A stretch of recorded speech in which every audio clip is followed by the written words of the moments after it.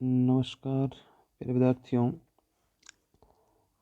आज का हमारा टॉपिक है पर्यावरणीय रसायन, है ना। इसको अपन इंग्लिश में कहते हैं एनवायरमेंटल केमिस्ट्री। देखिए, इस चैप्टर के अंदर हम क्या क्या इम्पोर्टेंट टॉपिक पढ़ने वाले हैं। मुख्य रूप से स्टार्टिंग के अंदर अपन पढ़ेंगे सबसे पहले कि ऐसे कौन कौन से प्रदूषण हैं जो पर्यावरण को प्रदूषित करते हैं। उसमें सबसे पहले हम लोग पढ़ेंगे वायु प्रदूषण, और उसके बाद हम पढ़ने वाले हैं जल प्रदूषण, और उसके बाद पढ़ने वाले हैं मृदा प्रदूषण। मृदा प्रदूषण इस क्या होता है उसके बारे में बात करेंगे, ठीक है। तो पहले हम पढ़ेंगे वायु प्रदूषण, दूसरा हम पढ़ेंगे जल प्रदूषण, और तीसरा जो हम पढ़ेंगे वो पढ़ेंगे मृदा प्रदूषण।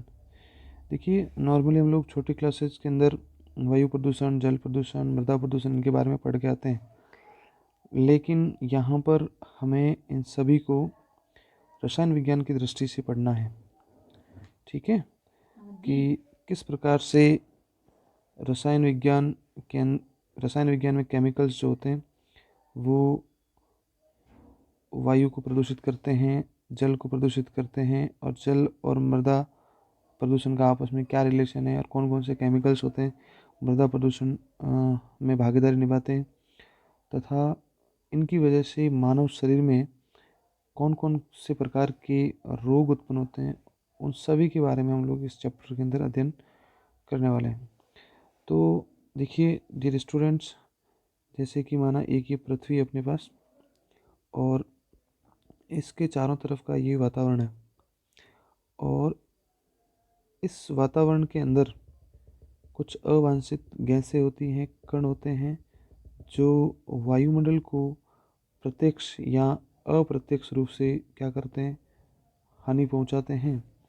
तो वायुमंडल में जो भी कुछ कण होंगे वो इस पृथ्वी के रहने वाले जीव जंतुओं को किसी न किसी प्रकार से क्या करते हैं, नुकसान पहुंचाते हैं।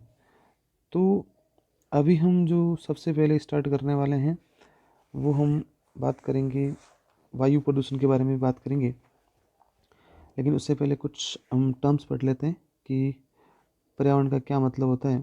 और जैसे कि देखो, मैंने पहली लाइन लिख रखी है कि पृथ्वी के चारों ओर के वातावरण को पर्यावरण कहते हैं। बिल्कुल सिंपल डेफिनेशन लिख रखी है कि पृथ्वी के चारों ओर के वातावरण को हम क्या कहते हैं, पर्यावरण कहते हैं। या फिर हम दूसरे शब्दों में कहें तो पृथ्वी के चारों तरफ, या पृथ्वी के चारों तरफ, या पृथ्वी के चारों तरफ का जो घेरा गया आवरण है उसी को हम क्या बोलते हैं, पर्यावरण कहते हैं। आपको पता है जो पर्यावरण है वो पर्यावरण दो शब्दों से मिलकर बना होता है। परि होता है एक तो, और दूसरा होता है आवरण। तो इसके देखो नाम से ही पता लग रहा है कि परि का मतलब क्या होता है। परि का मतलब होता है चारों तरफ, और आवरण का मतलब होता है घेरा। तो इसका मतलब क्या हुआ कि हमारे पृथ्वी के चारों ओर का जो घेरा है उसी को हम लोग क्या कहते हैं, उसी को हम पर्यावरण कहते हैं, ठीक है। अब उसके बाद अपने पास जो दूसरा पॉइंट है वो है कि पर्यावरण प्रदूषक क्या होते हैं, है ना। क्या पर्यावरण प्रदूषक क्या होते हैं, जिसको अपन बोलते हैं एनवायरमेंटल पॉल्यूटेंट्स जो होते हैं वो क्या होते हैं। तो देखिए मैंने क्या लिख रखा है कि ऐसे अवांछित पदार्थ, ऐसे अवांछित पदार्थ जो पर्यावरण को प्रत्यक्ष या अप्रत्यक्ष रूप से हानि पहुंचाते हैं, मतलब या तो डायरेक्ट पहुंचाते हैं या इनडायरेक्ट रूप से पहुंचाते हैं, उन्हें पर्यावरण प्रदूषक कहते हैं। तथा इनके कारण पर्यावरण में उत्पन्न असामान्य स्थिति, असामान्य स्थिति का मतलब क्या हुआ कि जो जीव जंतु मतलब पेड़ पौधों या जीव जंतुओं के अनुकूल नहीं हो, तो उस स्थिति को हम लोग क्या कहने वाले हैं, पर्यावरण कहने वाले हैं, या पर्यावरण प्रदूषण कहने वाले हैं, ठीक है। तो नॉर्मली हम लोग इन दो टॉपिक से या दो पैराग्राफ से या दो लाइन से अपन क्या समझ पा रहे हैं कि पृथ्वी के चारों तरफ के जो वातावरण है उनको तो हम बोलते हैं पर्यावरण, और उसको प्रभावित करने वाले जो पदार्थ हैं जो प्रत्यक्ष रूप से अप्रत्यक्ष रूप से उनको हानि पहुंचाते हैं उनको हम पर्यावरण प्रदूषक कहते हैं, ठीक है। अब हम नेक्स्ट देखते हैं कि पर्यावरण, वैसे इससे मैं नेक्स्ट टॉपिक शुरू करने से पहले कुछ चीज़ों को हम और अच्छे से समझ लेते हैं कि जैसे पर्यावरण है, ठीक है। इस पर्यावरण के मुख्य रूप से दो घटक होते हैं, दो घटक होते हैं।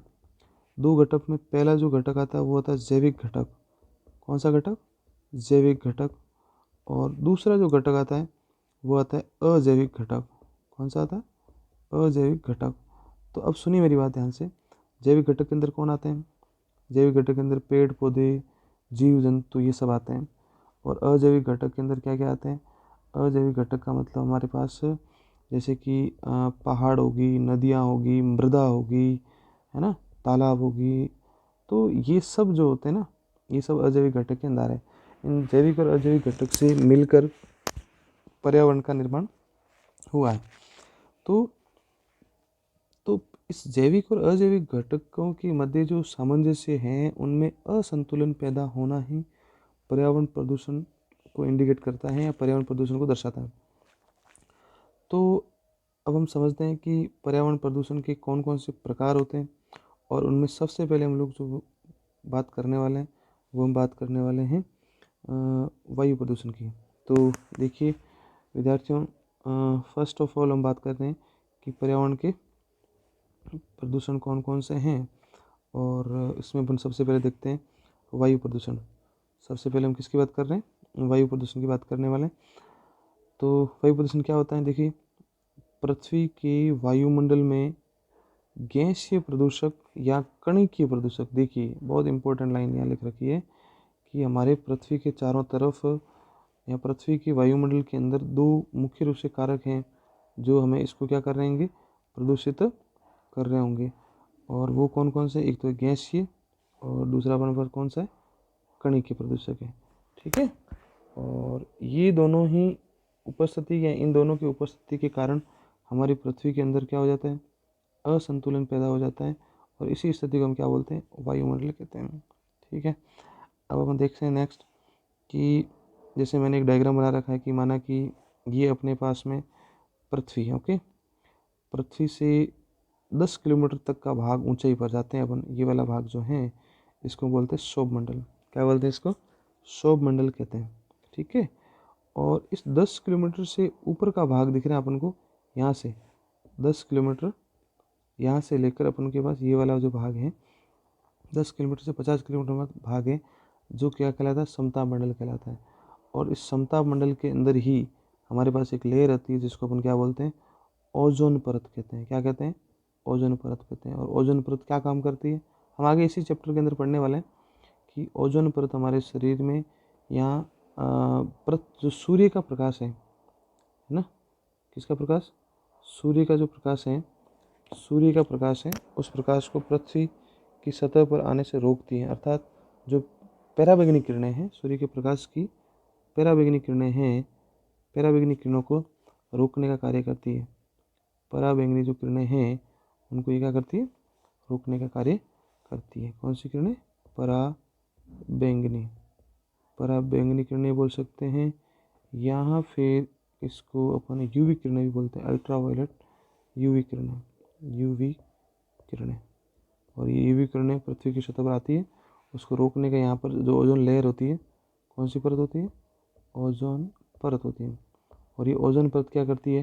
पृथ्वी की सतह पर आने से रोकती है, क्योंकि ये इतनी हाई एनर्जेटिक होती है कि नहीं तो क्या हो जाएगा, यहाँ पर जो जीव जंतु रह रहे हैं उनके शरीर पर बहुत विपरीत प्रभाव पड़ेंगे। तो उसको रोकने के लिए फिर ये अपने पास ओजोन लेयर थी। इसलिए होता क्या है कि वायुमंडल की वजह से या वायुमंडल के कारण इस पृथ्वी वायुमंडल में प्रदूषण की वजह से ये ओजोन लेयर जो होती है इसमें धीरे धीरे इसका विघटन शुरू हो चुका है। और ये कई जगह पर इसके छेद भी हो चुके हैं इनके अंदर।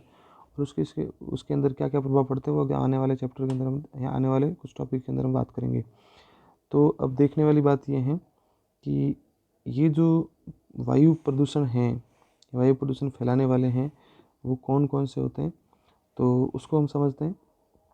एक तो है वायु प्रदूषण के प्रकार, मैंने पहले ही बात कही थी आपसे कि ये दो प्रकार के आपको देखने को मिलेंगे। और उसमें पहला नंबर कौन सा है? गैसीय प्रदूषक। और दूसरा नंबर है कणिकीय प्रदूषक। ऐसे प्रदूषक जो वातावरण में पाए जाते हैं और वायु प्रदूषण के लिए उत्तरदायी होते हैं और वो गैस अवस्था में होते हैं। तो उन्हें गैसीय प्रदूषक कहते हैं। ऐसे प्रदूषक जो वायु प्रदूषण के लिए उत्तरदायी होते हैं लेकिन कण के रूप में होते हैं, उनको हम कणिकीय प्रदूषक कहते हैं। जैसे कि मैंने यहाँ एक एक एग्जाम्पल लिखा, उसके बाद भी लिखे हैं नेक्स्ट पेज पे, कि सल्फ़र के ऑक्साइड जो हैं, सल्फ़र के ऑक्साइड जो है वो गैसीय प्रदूषक हैं, और धूल के कण जो हैं वो किसके हैं, कणिकीय प्रदूषक के कारण है, यहाँ तो कणिकीय प्रदूषक है। इसी प्रकार से कुछ और एग्जाम्पल है, जैसे नाइट्रोजन, कार्बन के ऑक्साइड में कौन आएगा, CO2 आएगा, CO आएगा। नाइट्रोजन का ऑक्साइड, हाइड्रोकार्बन, CFC मतलब क्लोरोफ्लोरोकार्बन, ये सब कैसे हैं, ये सब गैसीय प्रदूषक हैं। ये सब कैसे हैं, गैसीय प्रदूषक हैं। और ये धुआं, धूम कोहरा, जल वाष्प, ये सब क्या होता है हम आगे पढ़ने वाले हैं। और ये सब कैसे होते हैं, कणिकीय प्रदूषक है, कणिकीय प्रदूषक है, कणिकीय प्रदूषक है, ठीक है। और तो इसका मतलब क्या हुआ, अब गैसीय प्रदूषक भी वायुमंडल को प्रदूषित करते हैं और कणिकीय प्रदूषक भी करते हैं। अब हम सबसे पहले इसको पढ़ेंगे कि गैसीय प्रदूषण, गैसीय प्रदूषकों की वजह से वातावरण में कौन कौन सी असामान्य स्थिति पैदा होती है, फिर इसको हम पढ़ेंगे कणिकीय प्रदूषक की वजह से, ठीक है। तो अब देखिए हम पहला नंबर ये लेके चल रहे हैं कि गैसीय प्रदूषक क्या होता है, ठीक है। अब गैसीय प्रदूषक लिखो मैंने, गैसीय प्रदूषक में पहला एग्जाम्पल हमने किसको लिया, सल्फर का ऑक्साइड। क्या लिया, सल्फर का ऑक्साइड। सल्फर का ऑक्साइड होता है क्या, देखिए, इन ऑक्साइडों का निर्माण जीवाश्म ईंधन के दहन से होता है। जीवाश्म ईंधन का मतलब आप समझ सकते हो, कोयला हो सकता है, पेट्रोलियम हो सकता है, डीजल हो सकता है, जो भी केरोसिन से है, कुछ भी हो, उनके दहन से होता है, जिसमें सल्फर होता है। इन जीवाश्म ईंधन के अंदर क्या होता है, सल्फर होता है, जो जलेगा तो फिर क्या बनेगा, सल्फर के ऑक्साइड बनेंगे। वातावरण में इनकी मात्रा बढ़ने पर श्वसन संबंधित, देखो सल्फर के ऑक्साइड बढ़ेंगे तो सांस संबंधित बीमारी उत्पन्न हो जाएगी, जैसे अस्थमा मैंने लिखा है, एम्फाइड्रीमा लिखा है, यहाँ कहीं की बुक्स में इसको एम्फाइसीमा भी लिखा हुआ है, ठीक है। क्या लिखा है, एम्फाइसीमा। तो ऐसे कोई बात नहीं, आपको ध्यान रखना है कि सल्फर की वजह से श्वसन संबंधित जो बीमारियाँ हैं वो होती हैं। अब देखते हैं कि ये बनता कैसे है। जैसे कि कोई जीवाश्म है और ये जीवाश्म है जिसके अंदर सल्फर पड़ा है और ये ऑक्सीजन की प्रेजेंस में जलेगा। आपको पता है ये ऑक्सीजन जो गैस है वो किसी भी पदार्थ को जलाने में क्या है, जलाने में सहायक होती है। तो आपने छोटी क्लासों के अंदर पढ़ा ही है कि ऑक्सीजन गैस जो जलाने में सहायक होती है। तो देखो ये हमारे पास क्या है, ये जीवाश्म है, और जीवाश्म की वजह से हमारे पास में क्या होता है कि ये जीवाश्म है और इसमें ऑक्सीजन की उपस्थिति में ये बर्न हो जाता है और SO2 गैस बन जाती है। कौन सी बन जाती है, SO2 गैस बन जाती है। अब ये जो SO2 गैस बनी है, ये जो गैस है ये SO2 गैस बन गई, सल्फर डाइऑक्साइड। अभी सल्फर डाइऑक्साइड वातावरण में O2 तो पड़ा ही है, इसके साथ क्रिया करके बना दिया SO3, ये सल्फर डाइऑक्साइड, और ये जो बन गई ये बन गई सल्फर ट्राइऑक्साइड। अभी वातावरण के अंदर सल्फर ट्राइऑक्साइड बन गई तो वातावरण में कुछ जल वाष्प भी होता है जो SO2 से भी क्रिया कर लेगा और SO3 से भी क्रिया करेगा, मतलब जल वाष्प इसके साथ भी क्रिया करेगा और इसके साथ भी क्रिया करेगा। दोनों के साथ क्रिया करेगा तो पता है क्या बना देगा, SO2 तो H2 से क्रिया करेगा तो बनेगा सल्फ्यूरस एसिड। देखो ध्यान रखना है, सल्फ्यूरस एसिड का फॉर्मूला है H2SO3 और इसका जो फॉर्मूला है वो H2SO4 है, सल्फ्यूरिक एसिड। और इन दोनों में प्रबल अम्ल की बात करें, सल्फ्यूरस और सल्फ्यूरिक अम्ल में प्रबल अम्ल कौन है, तो वो सल्फ्यूरिक अम्ल होता है, ठीक है। उसके बारे में भी हम बात करेंगे। तो हमने पहला कौन सा पढ़ा भाई, पहला हमने पढ़ा गैसीय प्रदूषक में पहला नंबर जो हमने पढ़ा है वो हमने पढ़ा है सल्फर का ऑक्साइड पढ़ा है। क्या पढ़ा हमने, सल्फर के ऑक्साइड हमने पढ़ा है, ठीक है। तो इसका अपन को ध्यान रखना है, क्या पढ़ा है, सल्फर के ऑक्साइड। एक मिनट हो, सल्फर के ऑक्साइड को हम समझने वाले हैं। ये जो हमने ये वाला जो पॉइंट है इसको हमने पढ़ा, सल्फर के ऑक्साइड को हमने समझा। अभी हम जो नेक्स्ट बात करने वाले हैं, नेक्स्ट जो बात करेंगे वो बात करने वाले हैं कार्बन के ऑक्साइडों के बारे में बात करेंगे। किसके बारे में बात करेंगे, कार्बन के ऑक्साइडों के बारे में बात करेंगे। हम जानते हैं कि कार्बन के जो ऑक्साइड हैं वो सामान्यतः दो प्रकार के देखने को मिलते हैं, अपन जानते भी हैं। एक तो होता है CO2 और एक होता है CO। तो देखिए अपन देखते हैं क्या होता है। कार्बन के जो ऑक्साइड हैं वो दो तरह के होते हैं। एक तो है अपने पास कार्बन मोनोऑक्साइड और एक हम बात करें आगे कार्बन डाइऑक्साइड। देखिए कार्बन मोनोऑक्साइड का निर्माण जीवाश्म ईंधन के अपूर्ण दहन से होता है। ओके, जैसे भी हम कोयला वोयला लेते हैं उसका पूर्ण दहन नहीं होता है, मैंने यहाँ लिखा भी है अपूर्ण दहन होता है, कंप्लीट नहीं जलता है, तो फिर CO2 गैस भी नहीं बनेगी, CO बनेगी। और यदि किसी वातावरण में CO की मात्रा बढ़ जाती है, किसकी, CO की, और उस वातावरण में यदि कोई मनुष्य रहता है, कोई जीव रहता है, तो वो क्या करेगा, वो उसकी, देखो मैंने यहाँ लिख रहा है, उसकी बॉडी में जो हीमोग्लोबिन है ना, वो हीमोग्लोबिन ऑक्सीजन को लेना कर देगा बंद, और किसको लेना शुरू कर देगा, CO को। जिससे उसकी बॉडी में बनना तो क्या चाहिए था, ऑक्सी हीमोग्लोबिन, लेकिन बन क्या जाएगा, कार्बोक्सी हीमोग्लोबिन। और कार्बोक्सी हीमोग्लोबिन हमारे लिए कोई काम का नहीं है। हमारी बॉडी में बनाना क्या चाहिए था, हमारी बॉडी में बनाना चाहिए था ऑक्सी हीमोग्लोबिन, लेकिन ऑक्सी हीमोग्लोबिन अब नहीं बन रहा है। उसका कारण क्या है, उसका कारण है कि वातावरण में CO की मात्रा बढ़ चुकी है। CO की मात्रा कैसे बढ़ी, जीवाश्म ईंधन के अपूर्ण दहन से इसकी मात्रा बढ़ चुकी है। ठीक है, तो मैंने देखो लिखा है कि रक्त में, ये रक्त लिखा हुआ है कि रक्त में हीमोग्लोबिन की मात्रा या हीमोग्लोबिन की O2 की तुलना में CO के प्रति बंधुता अधिक होती है। ठीक है, तो इसलिए इसको ध्यान रखना है। तो ऐसा क्यों होता है, क्योंकि कार्बोक्सी हीमोग्लोबिन जो होता है वो ज़्यादा स्थायी होता है, किससे, ऑक्सी हीमोग्लोबिन से ज़्यादा स्थायी होता है। तो इस वजह से ये जल ज़्यादा बनेगा, समझे। जैसे मैं एक बार आपको समझाना चाहूँ कि जैसे ये एक जगह है और जहाँ पर कोई इंसान है, ठीक है, जिसको अपन समझते हैं, और यहाँ पर CO की मात्रा बढ़ के O2 भी है। ठीक है, अब ये जो मनुष्य है ना, इसकी बॉडी, ये जो मनुष्य है, इसके अंदर जो हीमोग्लोबिन है, कौन है, हीमोग्लोबिन, वो हीमोग्लोबिन CO को लेना शुरू कर देगा, क्योंकि हीमोग्लोबिन की इस CO के साथ अच्छी बॉन्डिंग है। CO के साथ क्या है, CO के साथ बहुत अच्छी बॉन्डिंग है। इस वजह से वो क्या करेगा, इसको ग्रहण कर लेगा या CO को लेना शुरू कर देगा, O2 को नहीं लेगा। अगर CO को लेगा तो क्या बनेगा, कार्बोक्सी हीमोग्लोबिन बनेगा, और कार्बोक्सी हीमोग्लोबिन बनेगा तो वो हमारे बॉडी में काम का नहीं है।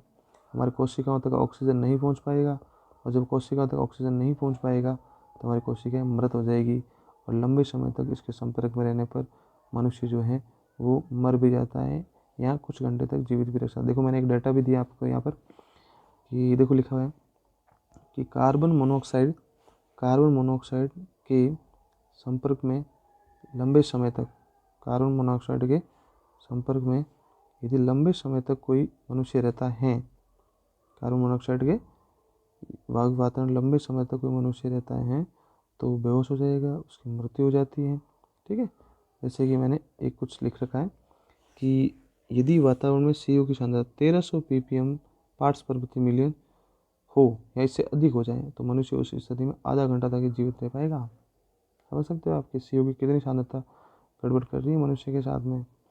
CO की सांद्रता बढ़ने के साथ रक्त का O2 को, देखो CO की सांद्रता बढ़ने के साथ रक्त द्वारा O2 को कोशिकाओं तक ले जाने की क्षमता घट जाती है, और कोशिकाओं तक ले जाने की क्षमता घटेगी तो फिर हमारी कोशिकाएं काम करना बंद कर देगी, क्योंकि हमारी बॉडी में आपको पता है ग्लूकोज के पाचन के लिए ऑक्सीजन की बहुत ज़रूरत पड़ती है, और ऑक्सीजन हमारी बॉडी तक नहीं पहुंचेगा तो फिर आपको पता ही है क्या होने वाला है, उसका परिणाम आप जानते हो, 11th क्लास में आ गए हो तो अच्छे से आप जानते ही होंगे। अब हम नेक्स्ट जो बात करेंगे कि कार्बन का एक और कौन सा ऑक्साइड है जो वातावरण को या वायुमंडल को प्रदूषित करता है या वायु प्रदूषण के लिए उत्तरदायी होता है, और ये हमारा सबसे इम्पोर्टेंट है, और वो है कौन है, कार्बन मोनोऑक्साइड। कौन सा है भाई, ये कार्बन मोनोऑक्साइड, ठीक है, या कार्बन डाइऑक्साइड, सॉरी, तो ये कार्बन डाइऑक्साइड है जो क्या है, जो जिसका निर्माण कैसे होता है, जीवाश्म ईंधन से होता है। जिसका निर्माण कहाँ से होता है, जीवाश्म ईंधन से होता है, ठीक है, या फिर हाइड्रोकार्बन से, या फिर चूना पत्थर को आदि से होता है। जैसे देखो ये चूना पत्थर है, क्या है ये चूना पत्थर, जैसे इसको क्या बोलते हैं अपन, कैल्शियम कार्बोनेट, कैल्शियम कार्बोनेट है। और इसको आप क्या करोगे, हीट करते हो। क्या करते हो, हीट करते हो। ठीक है, क्या कर दिया आपने, हीट कर दिया, तो CaO बनेगा, CaO बनेगा, CO2 बनेगा। इसको क्या बोलते हैं, इसको बोलते हैं कैल्शियम ऑक्साइड। कैल्शियम ऑक्साइड, या इसको बोलते हैं बिना बुझा हुआ चूना। बिना बुझा हुआ चूना भी कहते हैं इसको, ये बन जाता है। और CO2 गैस वातावरण चली जाती है। आपको मीथेन को जलाओगे ऑक्सीजन के साथ में तो भी देखो CO2 बन रही है, और किसी कार्बन को जलाओगे तो भी आपको CO2 बन रही है। अब ये जो मैंने लाइन लिखी ना, ये कहीं गुना ज़्यादा इम्पोर्टेंट है। क्या है ये लाइन, आपको पता ही है ना। क्या लिख रखा है मैंने कि CO2 गैस अम्लीय वर्षा के लिए उत्तरदायी है ही, लेकिन वैश्विक तापन को अपन क्या बोलेंगे, ग्लोबल वार्मिंग। ग्लोबल वार्मिंग के लिए उत्तरदायी है ये। ठीक है, पृथ्वी के ताप को बढ़ाने के लिए सबसे ज़्यादा यदि कोई योगदान करती है तो वो CO2 गैस करती है। ठीक है ना, तो इसलिए इस बात का भी आपको ध्यान रखना है। जैसे देखो, ये हमारे वातावरण में यदि CO2 की मात्रा बढ़ जाती है, CO2 की, ये देखो CO2 की मात्रा बढ़ी तो वातावरण में जल वाष्प पड़े था, इन दोनों ने क्रिया कर दी और H2CO3 बना दिया, जिसको अपन बोलते हैं कार्बनिक अम्ल बोलते हैं। और कार्बनिक अम्ल जो है वो अम्लीय वर्षा के लिए उत्तरदायी होता है। किसके लिए होता है, अम्लीय वर्षा के लिए उत्तरदायी होता है।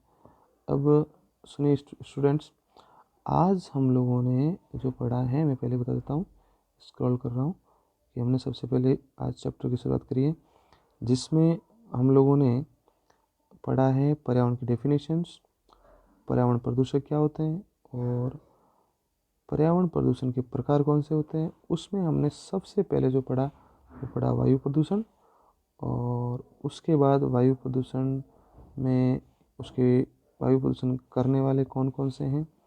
ठीक है, एक तो गैसीय हो गया, एक कणिकीय हो गया, और उसके बाद में हम लोगों ने गैसीय में सल्फर को हमने देख लिया है, सल्फर के ऑक्साइडों को, जो कि गैसीय प्रदूषक है और वायुमंडल को प्रदूषित करता है। दूसरा हमने देख लिया आज कार्बन के ऑक्साइड, कि वो कार्बन के ऑक्साइड कैसे वातावरण को प्रदूषित करते हैं। और कार्बन के ऑक्साइड में कार्बन मोनोऑक्साइड पढ़ लिया। कार्बन मोनोऑक्साइड तो हमारे ब्लड के साथ में जुड़ जाएगा हीमोग्लोबिन के साथ में, और हीमोग्लोबिन के साथ में जुड़ेगा और कार्बोक्सी हीमोग्लोबिन बनाएगा, जो हमारे लिए काम का नहीं है। और कार्बन जो मोनोऑक्साइड है, कार्बन डाइऑक्साइड है, कार्बन डाइऑक्साइड जो है वो कार्बन डाइऑक्साइड हमारे शरीर के अंदर तो इतना यूज़फुल होता ही नहीं है, लेकिन हमारे जीवाश्म ईंधन से पूर्ण दहन से इसका निर्माण होता है, और ये अम्लीय वर्षा तथा वैश्विक तापन के लिए उत्तरदायी होता है। किसके लिए होता है, अम्लीय वर्षा और वैश्विक तापन के लिए उत्तरदायी होता है। ठीक है, तो आई होप आपको ये लेक्चर पसंद आया होगा, और आज से हमने इस चैप्टर की शुरुआत करी है। तो अब नेक्स्ट वीडियो में हम लोग पढ़ने वाले हैं नाइट्रोजन के, क्या पढ़ेंगे, नाइट्रोजन के ऑक्साइडों के बारे में हम लोग अध्ययन करने वाले हैं। ओके, तो धन्यवाद विद्यार्थियों, और बाकी हम देखते हैं नेक्स्ट वीडियो के अंदर। ओके।